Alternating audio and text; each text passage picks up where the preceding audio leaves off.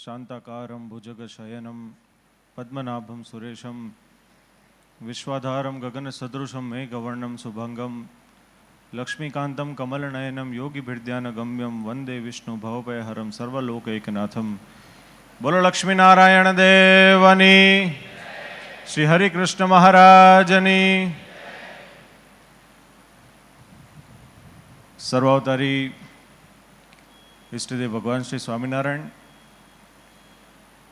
धोलेरा धाम में विराजमान मदन मोहनजी महाराजना द्विशताब्दी महोत्सव उपक्रमे आज आ पवित्र अधिक मास पुरुषोत्तम मास अंतर्गत वड़ताल धाम में विराजमान श्री लक्ष्मीनारायण देवना सानिध्य में गोंडलिया परिवार द्वारा आयोजित एवं आ श्रीमद सत्संगी जीवन पारायण ए प्रसंगे आजनी सभा में उपस्थित जो आप सर्वे भक्तजनों ने श्रीमद सत्संगी जीवन ग्रंथराजनी कथाનું શ્રવણ કરાવે છે એવા ખૂબ જ વિદ્વાન છે એવા પુરુષોત્તમ પૂર્ણ સ્વરૂપદાસજી સ્વામીજી ઉપસ્થિત છે।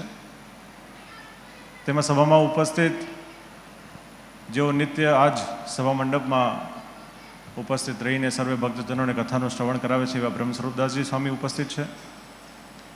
ઉપસ્થિત સભાના સંચાલક એવા વડતાલ મેનેજિંગ ટ્રસ્ટી બોર્ડના એસિસ્ટન્ટ કોઠારી ગુણસાગરદાસજી સ્વામી તેમજ ગોત્રીથી પધારેલા શાસ્ત્રી પ્રિયદર્શનદાસજી સ્વામી, ખાસ કરીને અમારા પાડોશી છે એવા તીર્થ સ્વરૂપ સ્વામી ઉપસ્થિત છે। ઉપસ્થિત સર્વે આદરણીય બ્રહ્મનિષ્ઠ સંતો, સાંખ્યોગી બહેનો તેમજ જેમને આજે આ પારાયણ બેસાડી છે અને પોતે ઘણા ભાગ્યશાળી બન્યા છે એવા હિંમતભાઈ ગોડલિયા, એમનું સમગ્ર પરિવાર અને સર્વે વાલા હરિભક્તોને અમારા ભાવથી જય સ્વામિનારાયણ।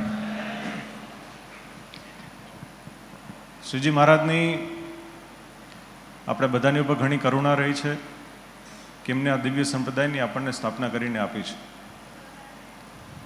પોતાના સમકાલીન સમયમાં જેવી રીતના હમણાં વક્તાશ્રી આપ સર્વે ભક્તજનને કથાનું શ્રવણ કરાવ્યું હશે, નીલકંઠવર્ણી સ્વરૂપે શ્રીજી મહારાજે આખાએ ભારત વર્ષને વિશે વિચરણ કર્યું, ત્યારબાદ લોજ પધાર્યા, સંતોને મળ્યા, આ સંપ્રદાયની સ્થાપના એમને કરી। પોતાના સમકાલીન સમયમાં 6 મોટા મંદિરના નિર્માણ કર્યા, એમાં સ્વયં એમને શ્રી લક્ષ્મીનારાયણ દેવ, શ્રી નારાયણ દેવ આદિ ભગવાનના ભગવત સ્વરૂપોની પ્રતિષ્ઠા આપણને કરીને આપી। આપણે બધા જીવનમાં કેવી રીતના વર્તવું જોઈએ એના માટે શિક્ષાપત્રીજી લખીને આપી, બેદેશ ગાદીની સ્થાપના આપણને કરીને આપી। ત્યારે આવો દિવ્ય સંપ્રદાય આ સત્સંગની આપણને પ્રાપ્તિ થઈ છે, ઓળખાણ થઈ છે, માટે આપણે બધાએ બહુ ભાગ્યશાળી છીએ।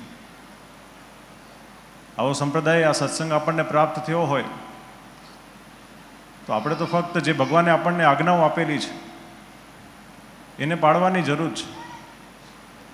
એમાં મુખ્યપણે ભગવાનને રાજી જો કરવો હોય આપણે તો શ્રીજી મહારાજે જે આપણને વચનો કીધા છે એમાં ખાસ કરીને આ જ ભૂમિને વિશે શિક્ષાપત્રીજી આપણને લખીને આપી, એ પ્રમાણે જો આપણે વર્તીએ તો અવશ્યપણે સહજાનંદ સ્વામી મહારાજ આપણે પર બહુ રાજી થાય। અને એમાંય જો વચનામૃતની આપણે વાત કરીએ તો પાને પાને શ્રીજી મહારાજે બસ આપણને એક જ મુખ્ય આજ્ઞા કરી છે કે આપણે પોતાનું મન છે, આપણું પોતાનું જીવ છે એ ભગવાનના ચરણને વિશે હંમેશા જોડીને રાખવું। આમ તો ભગવાનના જેટલાય પણ અવતાર થઈ ગયા બધાએ આ જ વાત આપણને કીધેલી છે।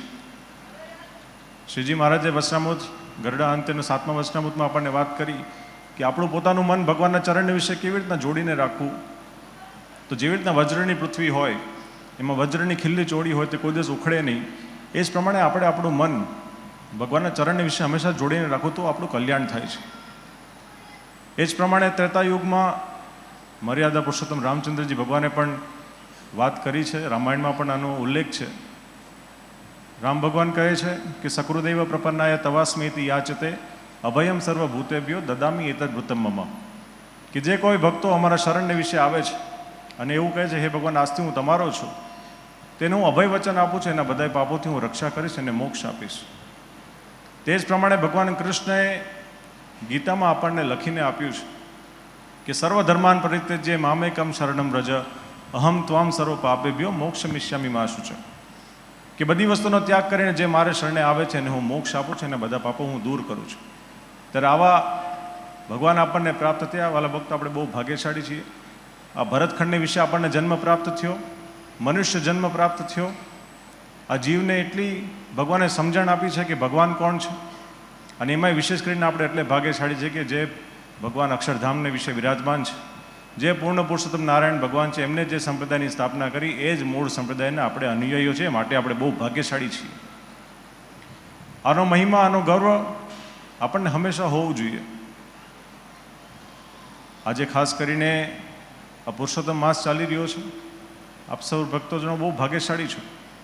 આમ તો ચંદ્રમાસ અને સૂર્યવર્ષની વચ્ચે જે સમયનો ભેદ હોય છે એ દર 32 મહિને આ એક મહિનો આવતો હોય છે, અને પૂર્વે મળ માસ તરીકે કહેવાતો હતો, ત્યારબાદ એને અધિક માસ તરીકે કહેવાનો.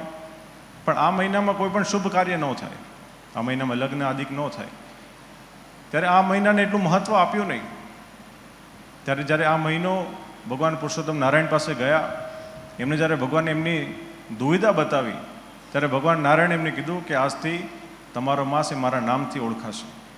માટે ગીતામાં પણ ભગવાન શ્રી કૃષ્ણએ આપણને લખીને આપ્યું કે માસા નામ પુરુષોત્તમ અહમ, કે સર્વ માસોમાં અમે જે માસ છે એ પુરુષોત્તમ માસ છે, એ અધિક માસ છે.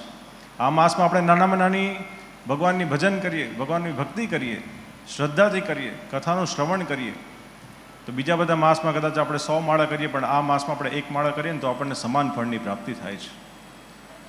આવો દિવ્ય માસ આપણને પ્રાપ્ત થયો. એ માસ પર્યંત આપણને ખૂબ જ દિવ્ય શ્રીમદ સત્સંગી જીવન ગ્રંથરાજની કથાનું શ્રવણ કરવાનું સૌભાગ્ય પ્રાપ્ત થયું. એ પણ કેવી ભૂમિમાં?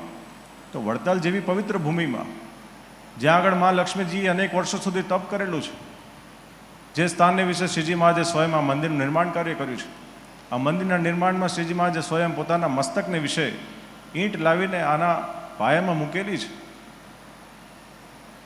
શ્રીજી મહારાજે મૂર્તિ પ્રતિષ્ઠા વખતે કીધું કે જે વૈકુંઠમાં લક્ષ્મીનારાયણ દેવ છે તે લક્ષ્મીનારાયણ દેવની સ્થાપના વડતાલમાં કરવામાં આવેલી છે.